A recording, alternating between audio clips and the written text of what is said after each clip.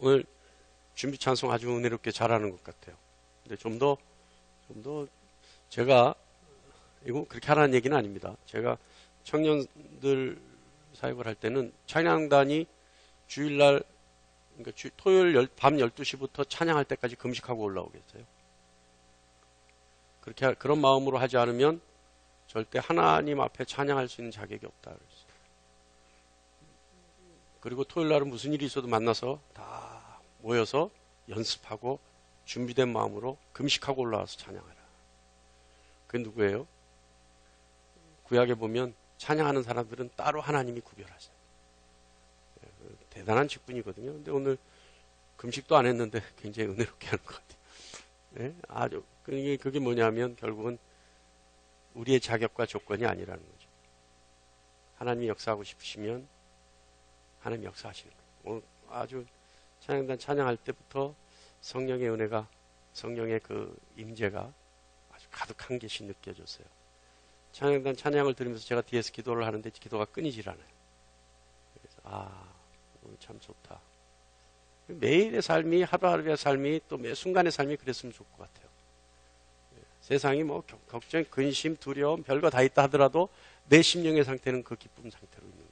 이게 평안이죠. 이게 화평이에요. 이게 하나님이 꽉 잡고 계신 거예요. 강한 손, 의로운 손, 편팔로 꽉 잡고 계신 거예요. 어떤 상황 속에도 두려워하지 않아요.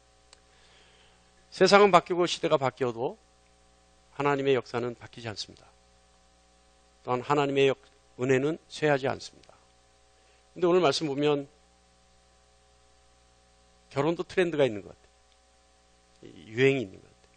한동안은 조언이 유행이었어요. 그죠? 근데 부모님 세대는 다 조언이었죠. 그러다가 또 좀 안 그렇다가 또 조언이었다가 아주 늦어졌어요. 요즘 뭐 30, 40대 결혼은 웬만하면 그냥 있죠. 옛날엔 일본에는 크리스마스 케이크라 그래요. 크리스마스 케이크 뭐예요? 크리스마스 지나면 그 케이크는 쓸모가 없어요. 그죠? 30대 넘어가는 사람들, 좀 결혼이 늦어진 사람들을 크리스마스 케이크야 그래요. 그러면 뭐냐면 이미 쓸모가 지났다라는 거예요. 늦으면, 결혼이 늦으면. 요즘 많이들 늦는 것 같아요. 예사롭지 않게 뭐 결혼 안 했어요. 예사롭. 근데 오늘 말씀에서 두 주인공의 아버지도 사실은 늦게 결혼했어요. 40에 결혼했어요. 아브라함은 몇 살에 결혼했는지 모르겠습니다만 늦게 자녀를 갖죠. 이삭은 40에 결혼을 해서 20년 동안 자녀가 없고 60세에 아들을 낳습니다. 아람족 속의 부두엘의 딸 라반의 누이 리브가를 아내로 맞죠. 그런데 이삭과 아브라함의 인생은 좀 닮은 것들이 있어요. 아까도 얘기했듯이 아브라함과 이삭은 늦게 자녀를 가져요. 상당 기간 동안 자녀가 없어요. 결혼하고 나서 상당 기간 동안. 그죠? 그래서 그 자녀를 위해서 하나님께 기도하는 것이 닮아 있어요. 또 아브라함과 이삭은 자신의 아내를 루이라고 속여서 아내를 빼앗기는 위기에 처해요. 아브라함은 2번이나 있었고 이삭은 1번이었어요. 한 번 있을까 말까 한 이런 어려운 상황을 부자가 똑같이 닮아가요. 그런데 또 좋은 닮음도 있습니다. 아브라함은 어마어마한 부를 축적할 수 있는 축복을 받죠. 이삭이 역시 어마어마한 축복을 받습니다. 이삭이 하는 것마다 하나님이 100배로 복을 주세요. 그래서 그쪽 지역에서 거부라는 소리를 들어요. 그게 이삭이에요. 아브라함과 이삭의 신앙을 빼닮아서 여러분과 여러분의 자녀들도 거부가 되는 축복을 받으시기를 축복합니다. 축원합니다. 이때는 어떻게 하라고요? 일어나서 미친 듯이 흔들으라고. 아멘! 이렇게. 그래야 된다 그랬잖아요. 예? 그런 여러분 되시길 간절히 축원합니다.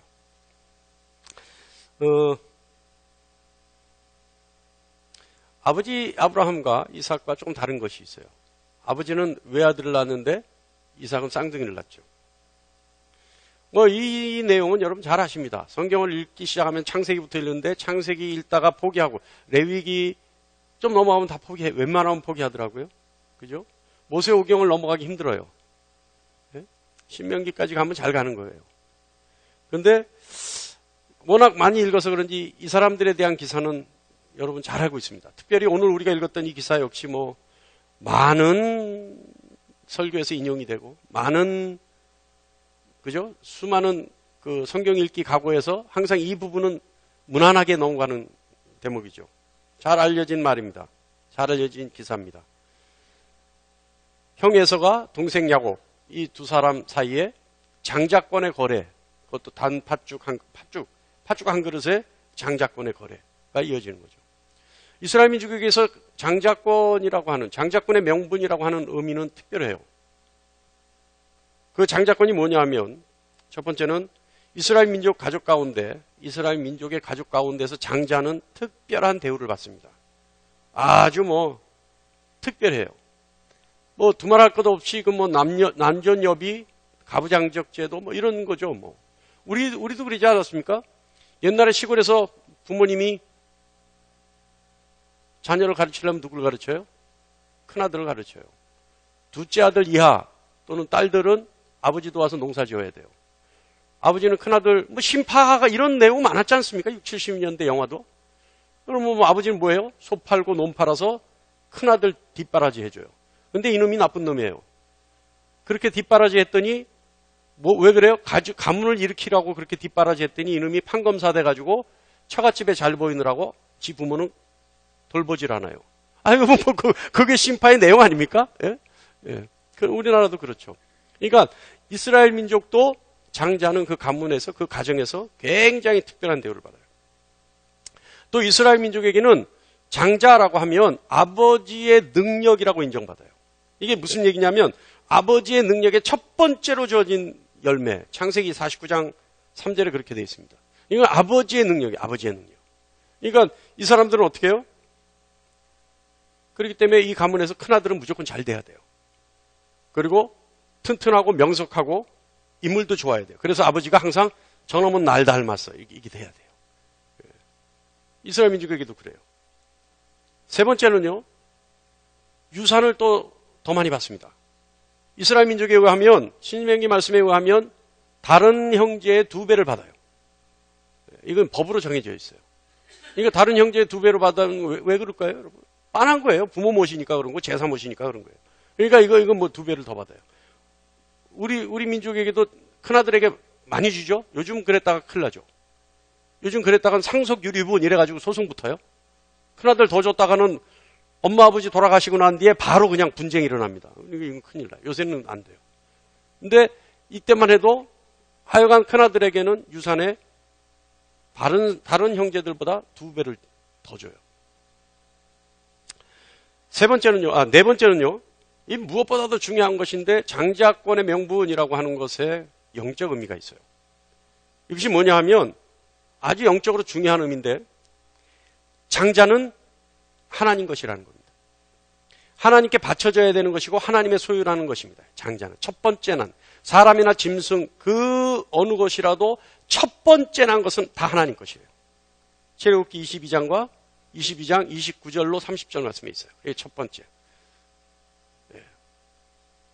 내가 짜낸 집을 바치기를 더디하지 말라. 내 처음 난 아들들은 내게 줄지며 내 소와 양도 그와 같이 하되 이랫동안 어미와 함께 있게 하다가 여드레 만에 내게 줄지어다.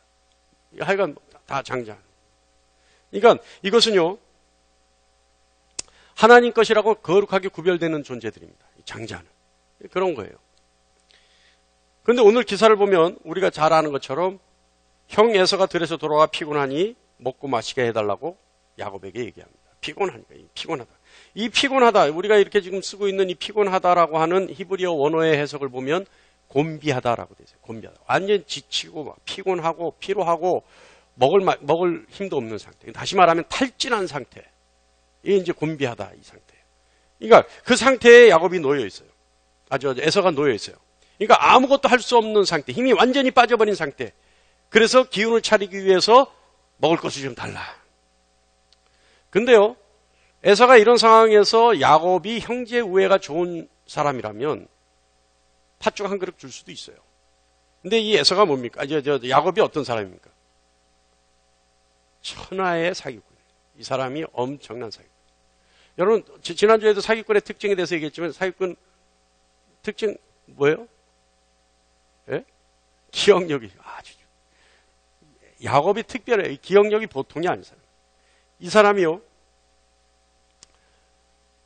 그리고 사기꾼들은 부지런합니다, 여러분. 부지런하지 않은 사람 없어요. 자, 그런데 이 야곱이요.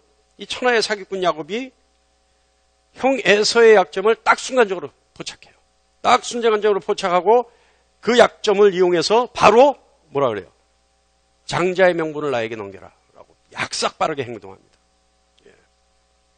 그리고 형 에서는 자신의 그 탈진한 상태를 모면하기 위해서 장자의 명분을 야곱의 먹을 것과 맞바꿔버려요. 있을 수는 한 일입니까? 그러나 이런 일이 이루어져 버렸어요. 왜 그러냐 하면 성경에는 그 이유에 대해서 명확하게 설명하고 있습니다. 34절 후반부에 보면 에서가 장자의 명분을 가볍게 여김이었더라. 에서가 장자의 명분을 가볍게 여겼다는 거예요. 그러니까 팥죽 한 그릇 정도로 생각했다는 겁니다. 그게 야곱과 에서가 장자의 명분을 사고 팔 수 있었던 이유입니다. 오늘 설교 제목은요.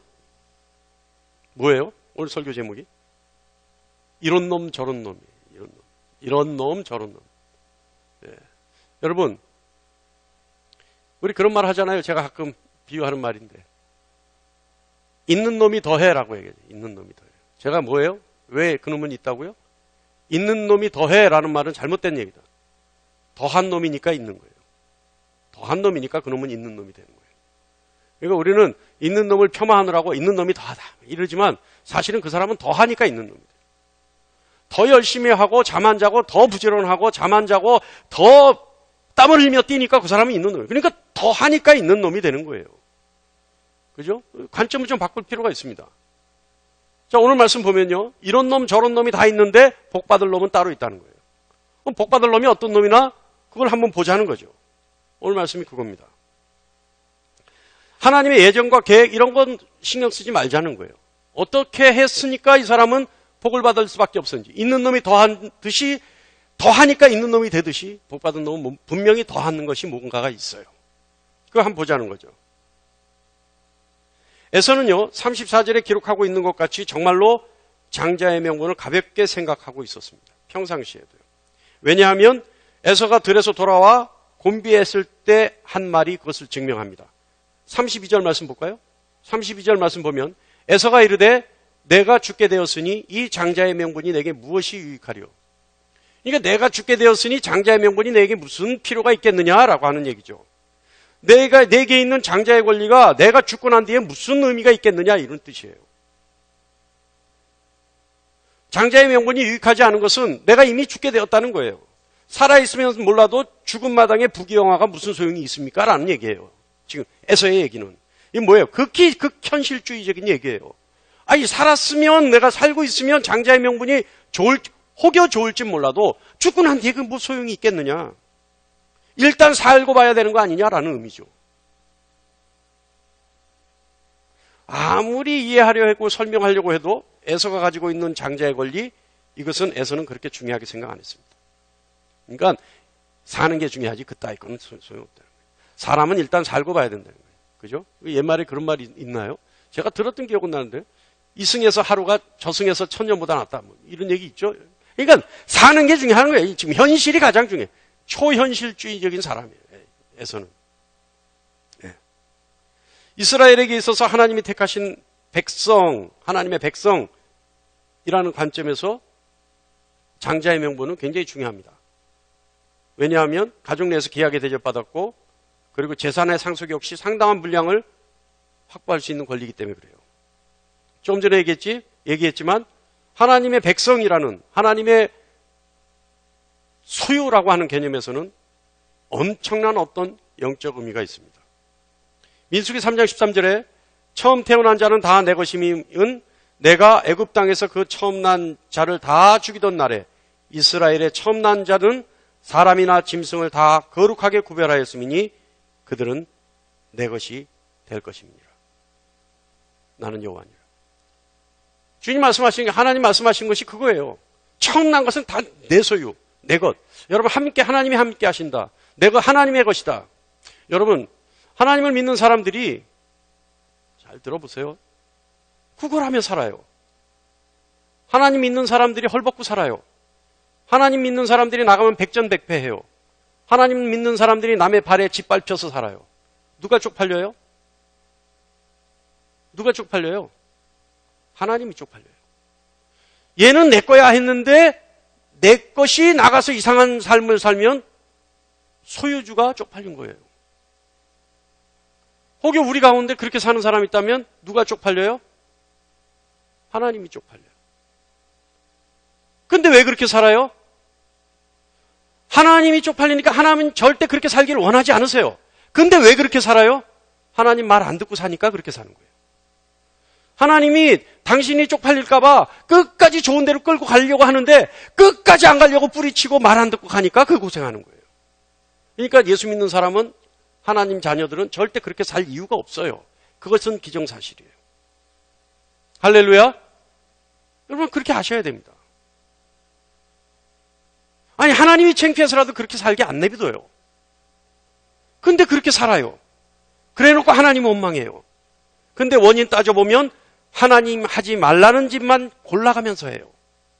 그러니까 그렇게 사는 거죠. 여러분, 에서는요, 극현실주의적인 사람들이에요. 자, 그렇다면 우리는 어떨까요? 우리는 어때요? 우리의 삶은 어떨까요? 우리의 삶도요, 에서와 같이 현실에서 일어나는 현실적인 고통이 먼저이지 성경에서 기록되어 있는 하나님의 약속은 비현실적이고 현실과 무관한 종교적 의미에 지나지 않는다라고 생각하고 있을 수도 있어요. 그러니까 뭐예요? 믿음 따로 현실 따로예요. 하나님의 말씀 따로 내 생각 따로예요. 다 따로따로예요. 현실은 가깝고 영적인 것은 멀다라고 생각하는 삶이에요. 여기 있어요. 너나 할 것 없이 다 있어요. 하나님의 약속이 어떤 것이라 하더라도 현실적 고통을 극복할 수 있는 원동력이 되지 못한다라고 생각하고 살아요. 믿음의 사람들이 그래요. 조금 전에 얘기했듯이 그러니까 어떻게 해요? 나가서 지질이 고생하는 거예요. 쉽게 말하면 현실은 실제고 소망은 종교적 위로에 지나지 않는다라고 생각하고 살아요. 그러니까 현실과 종교는, 신앙은 따로따로 놀아요. 좀 전에 얘기했듯이 하나님 생각 따로 내 생각 따로예요.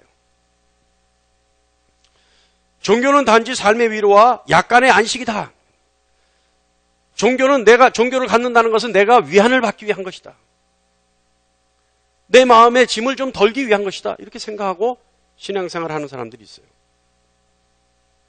에서는요, 너는 내 것이라고 하는, 하나님께 속하였다라고 하는 하나님의 약속을 너무 쉽게 생각했던 것 같습니다. 그런데 여러분, 에서와는 반대로 야곱은 그렇게 생각하지 않았던 것 같아요. 야곱은요, 장자권, 다시 말하면 하나님의 것이라고 하는 영적인 축복을 에서와 같이 그렇게 가볍게 생각하지 않았던 것 같습니다. 야곱은 언제나 장자의 축복권을 노리고 있었던 것 같아요. 호시탐탐 노리고 있었던 것 같아요. 그러다가 형 에서의 곤비함을 틈타 정확하고 신속하게 장자권을 자신의 것으로 만드는 데 성공합니다. 그렇지 않습니까? 형 에서가 조금 빈틈을 보이니까 그거부터 내놔라 얘기하는 거예요. 그거부터 내놔라.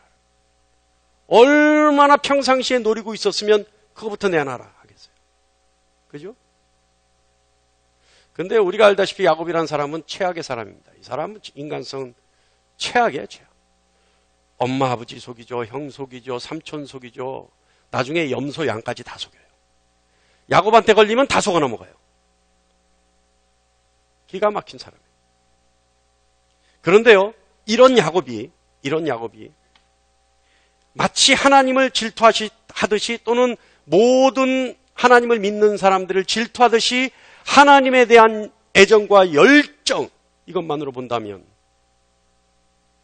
그리고 그것을 우리는 신앙이라고 얘기할 수 있다면 우리도 사실은 야곱의 신앙을 본받아야 합니다.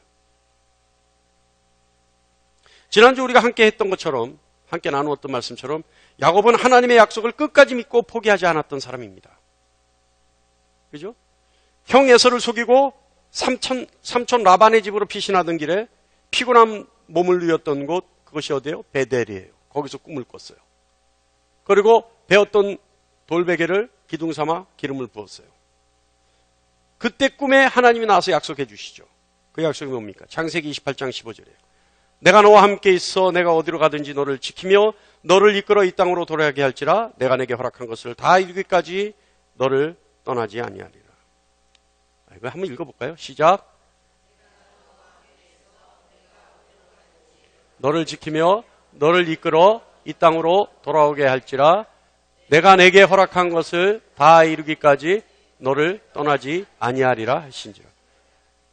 야곱에게 꿈에 나타나서 해주신 약속이에요. 그런데요, 20년이 지나도 야곱은 이 꿈에서 하나님이 슬쩍 지나가면서 한 말씀을 잊지 않았어요. 잊지 않고 기억하고 있다가 아까 뭐예요? 사기꾼의 특성이 뭐예요? 특징이 뭐예요? 기억력이 좋다는 거예요.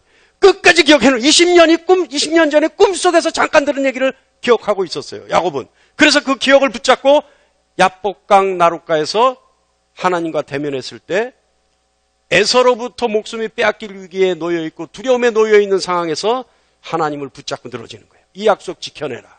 이 약속 무슨 일이 있어도 지켜야 된다. 하나님 베델에서 20년 전에 내 꿈속에 약속해 주지 않았느냐. 뭐예요? 내가 너를 지키며 지금 내가 에서로부터 위협당하고 있으니 나를 지켜주시오 했다는 거예요. 끝까지 붙잡고 늘어졌다는 거예요. 그리고 하나님 베델로 돌아올 때까지 하나님 반드시 이 길로 돌아오게 한다 하셨으니 내가 지금 베델로 가니 나를 돌아가게 하시오. 붙잡고 늘어졌다는 거예요.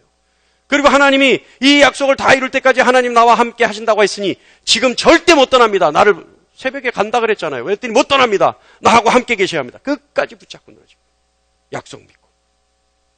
그랬더니 어떻게 돼요? 하나님 고백하는 거예요. 하나님과 및 사람과 겨루어 이긴 자다. 이스라엘이다. 그 이름을 갖게 되는 겁니다. 그런 야곱이에요. 그런 야곱. 자, 그렇다면 오늘 기사에서 야곱이 장자의 명분을 형 에서로부터 사는 것, 어떤 의미가 있을까요? 어떤 마음으로 이것을 얘기했을까요? 어떤 마음으로 장자의 명분을 사려고 했을까요? 야곱은요, 장자의 명분을 살려고 했던 이 마음은 하나님에 대한 믿음의 결과입니다. 잘 들으세요. 하나님에 대한 믿음의 결과. 자, 할아버지가 누굽니까? 아브라함이에요. 아버지는 이삭이에요. 아브라함과 이삭으로부터 오는 모든 축복은 하나님이 허락하신 사람. 다시 말하면 장자에게만 이어지는 축복이라는 사실을 야곱은 알고 있었습니다. 어떻게 알고 있었을까요? 야곱에게는요, 이스마엘이라는 큰아버지가 있어요. 그러잖아요. 그런데 야곱이 자세히 보니까 이스마엘이라는 큰아버지가 있음에도 불구하고 축복은 누구에게로 와요? 자신의 아버지에게로 와요. 장자의 명분을 가진 자에게만 온다 이 말이에요. 아브라함의 하나님이 아브라함에게 주신 그 축복의 약속이 이스마엘이라는 큰아들이 있는데도 불구하고 장자의 명분을 가지고 있는 이삭에게 오는 것을 야곱은 봤어요. 그죠? 그러니까 야곱은 하나님의 장자의 명분의 축복이 뭔지 예사롭게 보지 않았습니다. 창세기 21장 12절 말씀이 있잖아요. 후반부에 있어요. 이삭에게서 나는 자라야 넷이라 부를 것임이니라. 하나님이 아브라함에게 말씀하신단 말이에요. 이거 장자의 명분이란 말이에요. 야곱은 하나님의 축복은 하나님이 허락하신 사람에게만, 하나님의 사람에게만 이어진다라고 하는 그런 축복이라는 사실을 늘 마음에 품고 살고 있었던 겁니다. 그랬던 사람입니다. 그리고 그 기회를 늘 기다리고 있었던 사람입니다. 그리고 기회가 왔을 때 놓치지 않았던 사람입니다. 그런 야곱이에요. 여러분, 우리 기도하라 그러면은요, 여러분 기도 열심히 해요. 기도 안 하는 사람 어디 있겠습니까? 예수 믿는 사람 다 기도하죠. 근데 여러분, 우리 무슨 기도해요? 감나무 밑에 누워서 감 떨어지는데 그 감이 내 입에 떨어지게 해달라고 기도해요. 여러분의 기도의 내용이 다 그런 기도예요. 여러분은 그저 감나무 밑에만 누워만 있어요. 그리고 저쪽에 있는 감이 떨어질 때 절대 땅에 떨어지지 않고 내 입으로 쏙 들어오게 해주세요 기도하는 거예요. 그 기도는 누구도 해요. 점쟁이도 해요. 무당도 해요. 다 해요. 기도는 그렇게 하는 게 아닙니다. 하나님, 감나무에 감이 열렸는데 내가 손을 뻗어 저 감을 따기 전까지 절대 떨어지지 않게 해주세요 라고 하는 것이 기도예요. 저 내가 손을 뻗어 내 손으로 따기 전까지 다른 사람이 따가지 않게 해주세요 라고 하는 것이 기도예요. 내 손이 안 닿으면 나에게 사다다리를 주십시오 라고 하는 것이 기도이고, 내가 그 사다리를 받았을 때 내가 열심으로 올라가서 내 손으로 감을 따게 해주시고 내가 수확하는 감이 되게 해주세요 라고 하는 것이 기도예요. 근데 우리의 기도는 뭐예요? 마치 에서처럼 내가 죽게 생겼는데 장자의 명분이 뭐 필요 있느냐라는 기도만 해요. 기도의 내용과 기도의 각오를 바꾸실 수 있는 여러분 되시기 바랍니다. 두 번째, 야곱은요, 야곱은 하나님의 축복의 약속이 가장 현실적이라고 생각했던 사람이에요. 이거 잘 들어야 돼요. 그가 야복강에서 하나님과 씨름했을 때도 우리는 봤어요. 어떻게 봤어요? 자신을 죽이려고 달려오는 형 에서의 위협보다 20년 전 하나님의 약속이 더 현실적이라고 생각하고 매달렸던 사람입니다. 어떻게 보면 가장 현실적인 것 같은 생명을 위협하는 그 두려움 속에서도 20년 전 하나님의 약속, 자신의 꿈속에서 해주셨던 그 약속을 믿었던 것이, 야곱은 그 하나님의 약속이 가장 현실적이고 가장 정확하고 가장 명확한 것이라는 것을 깨달았던 사람입니다. 그리고 그렇게 믿고 있었던 사람입니다. 그러니 그 믿음의 결과 어떻게 해요? 에서가 400명을 거느리고 달려오는 그 순간에도 뭐하고 있어요? 하나님이 약속 지켜줄 것을 기대하고 무릎 꿇고 있었던 거예요. 현실적인 어떤 상황보다도 하나님의 약속이 가장 현실적이라는 것을, 가장 이루기 쉬운 일이라는 것을 야곱은 믿고 있었던 사람이에요. 야곱은 장자의 명분이야말로 아브라함과 이삭에게서 이어지는 복의 근원, 복의 줄기, 복의 명분이라는 것을 알고 있었던 사람입니다. 야곱은요, 충분히 복을 받을 수 있는 권리, 약속에 대한 믿음과 그 복을 받기 위해 노력을 게을리지 않았던 사람입니다. 할렐루야.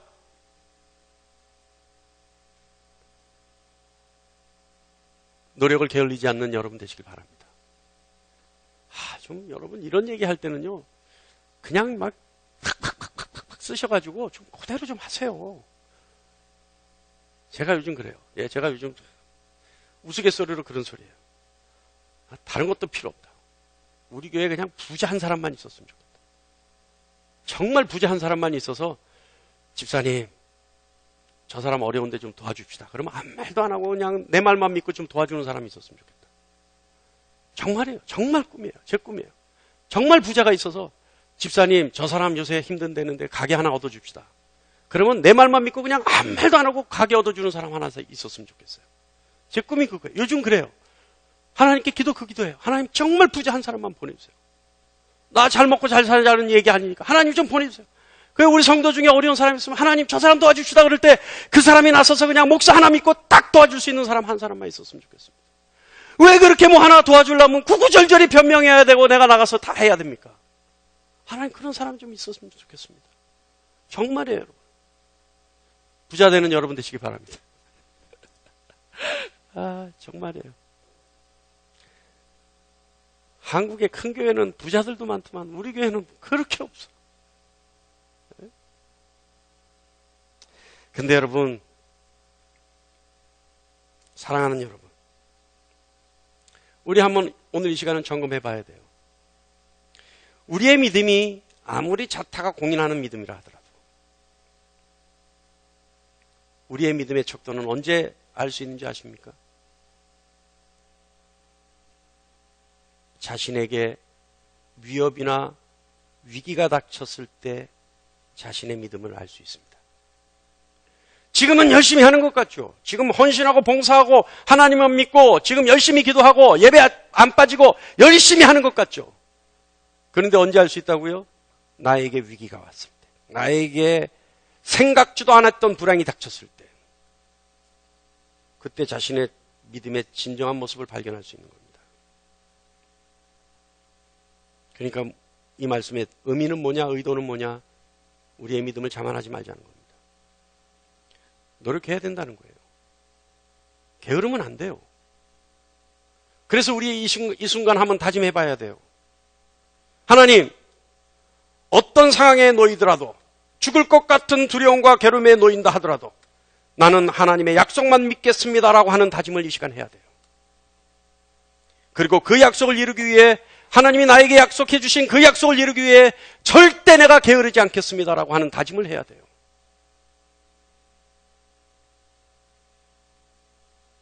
왜냐하면 그 하나님은 하나님의 약속을 이루시기 위해 예수 그리스도를 십자가에 못 박아 죽인 하나님이기 때문에 그렇습니다.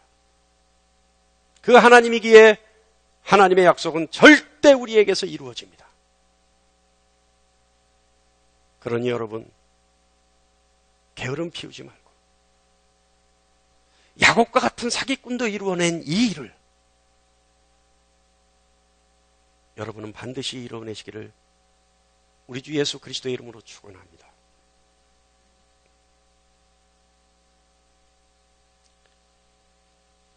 또 그것이 부족할 것 같으면 이렇게 한번 다짐해 보는 겁니다. 또 하나님께 구해 보는 겁니다. 하나님이 이제 하나님의 약속만 보게 해 주십시오. 하나님이 이제 하나님의 약속만 믿게 해 주십시오. 그리고 내 능력이 부족하고 내 노력이 부족하니 하나님 나에게 죽을 힘을 주셔서 죽을 힘을 다해 노력할 수 있는 능력도 주십시오. 이렇게 다짐해 보는 겁니다. 지금 이 순간 하나님은 우리의 모든 것을 아십니다. 그러니 우리 다짐하는 겁니다. 하나님 약속만 믿고 하나님 약속만 보고 하나님 약속만 따르고 하나님 약속만 기다리면서 열심히 노력하는 자녀가 되게 해달라고 기도하는 겁니다.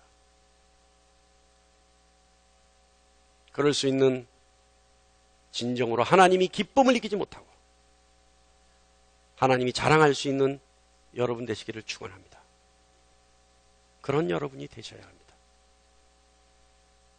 그래서 하나님의 복을 마음껏 받아서 송영춘 목사가 우리 저 집사 좀 도와줍시다 할 때 아무 말도 안 하고 도와주시는 여러분 되셔야 됩니다. 우리 저 권사가 지금 다 죽게 생겼는데 가게 하나 얻어줍시다 할 때 아무 말도 안 하고 해줄 수 있는 그런 능력자가 되셔야 합니다. 우리 저 권사가 집에서 쫓겨나게 생겼는데 집 하나 얻어줍시다 할 때 아무런 부담 없이 도와줄 수 있는 그런 능력자들이 되셔야 합니다. 그럴 수 있는 여러분 되시기를 정말 간절히 축원합니다.